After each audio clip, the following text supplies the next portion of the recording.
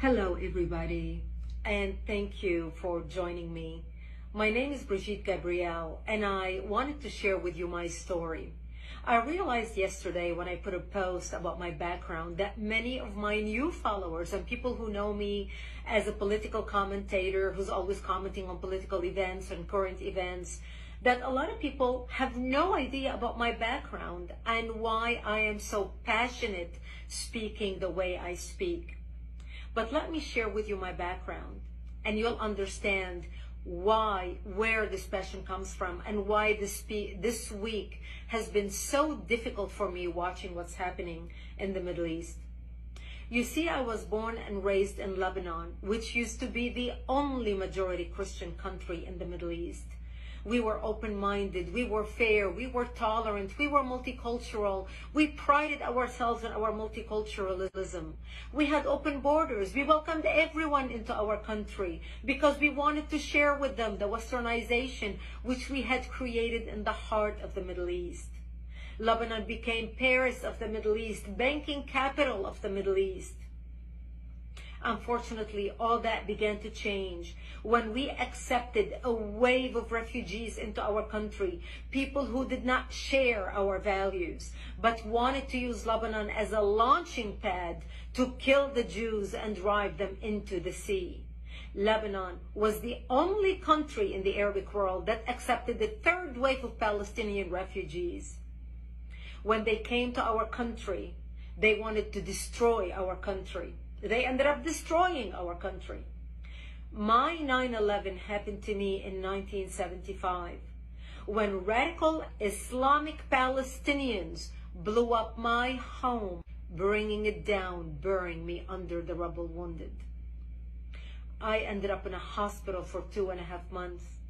And as I laid in a hospital bed, hooked up to IVs, I would ask my parents, why did they do this to us? And my parents would tell me, because we are Christians, they consider us infidels and they want to kill us.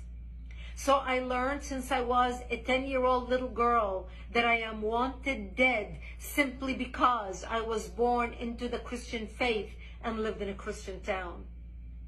We ended up leaving the hospital and coming back home, but my home was no longer the home I left.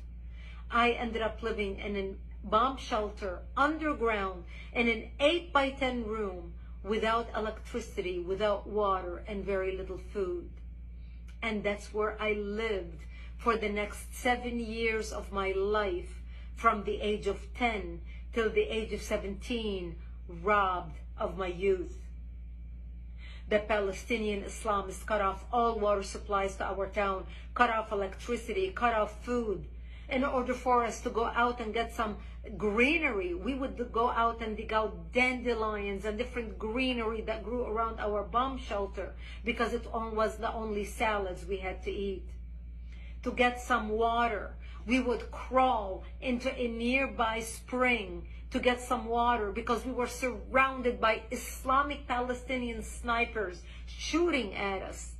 And every time we left our bomb shelter to the spring to get water, we would say our last goodbyes because we did not know if we're going to come back alive or dead just to get some water. This became my existence. I remember a few years into the war, in the beginning we thought it's going to be a couple weeks. Then everybody's going to see the massacres that the Palestinians are doing to the Christians in Lebanon. How they put their heads together with the Muslims in Lebanon and declare jihad on the Christians. The massacres of children, the slaughter, even the crucifixion of Christian men on crosses. One of the famous city massacres was in the city of Damour in Lebanon, where they massacred the whole town.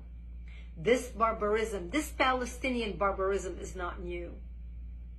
My father would say, all the Christian nations are going to wake up and see what's happening to Lebanon, to the Christians, and they're going to come save us. But nobody came and the world forgot about us. I remember 3 years after living in the bomb shelter, I was 13 years old, and one of our militia, one of our Christian friends stopped by. And he said to me, Brigitte, we heard a lot of chatter on the radio, and we believe tonight we are going to be slaughtered. And he said, if I don't see you tomorrow, I wish you a merciful death. And he left.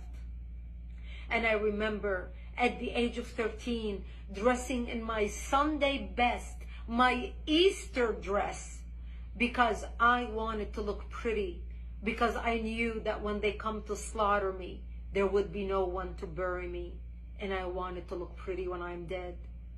And I remember my mother combing my long black hair as I sobbed, begging her, I don't want to die. I'm only 13 years old. Please do something. I don't want to die. And there was nothing my mother could say to me.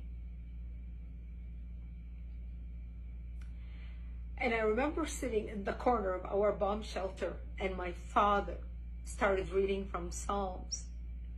I shall walk into the valley of death and fear no evil, for thou art with me. And my parents said to me, when they come to slaughter us tonight, we will create a distraction. You're an only child. You're a young child. We lived a long life.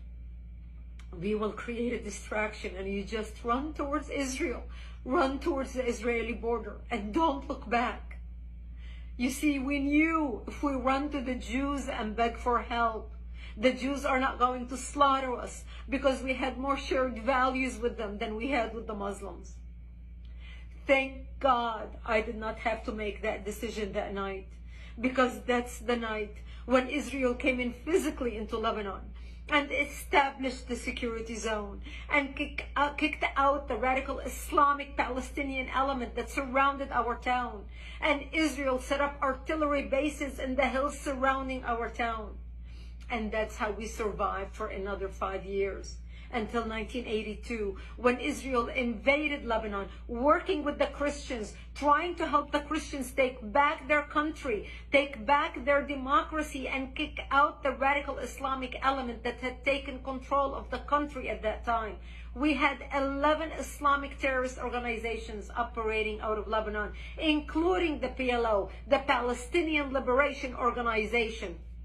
And Israel finally ended up kicking Yasser Arafat and his cronies all the way to Tunisia. And that's how we came out of the bomb shelter and back to rebuilding our lives. I ended up moving to Israel in 1984 and becoming a news anchor for World News in the Middle East, covering world events, because I wanted to make it my life's mission to fight evil, to understand how can people hate so much to commit such atrocities.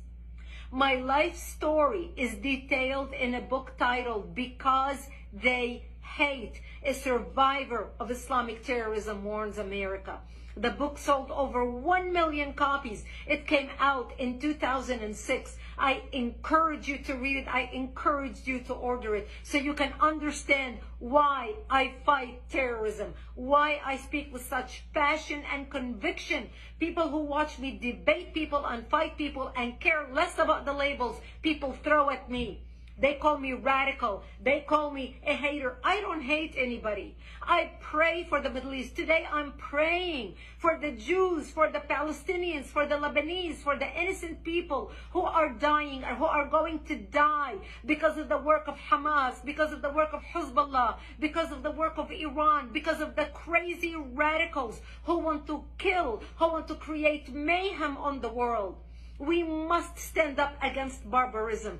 Barbarism done in the name of any people, of any religion, is not acceptable. Barbarism is when you shoot babies in their cribs. Barbarism is when you decapitate babies. Barbarism is when you rape women and kill them. Barbarism is when you kidnap old grandmas and you kidnap children and you put them in cages with the sole purpose of torturing them and killing them. This is barbarism, unacceptable under any name, from any people, from any religion. That's why the good people need to stand up against terrorism, against Islamic terrorism. Because what starts in the Middle East doesn't end in the Middle East. What starts in Israel doesn't end in Israel. This is a war against between barbarism and civilization. This is a war between democracy and dictatorship. This is a war between goodness and evil. We either win or they win. We need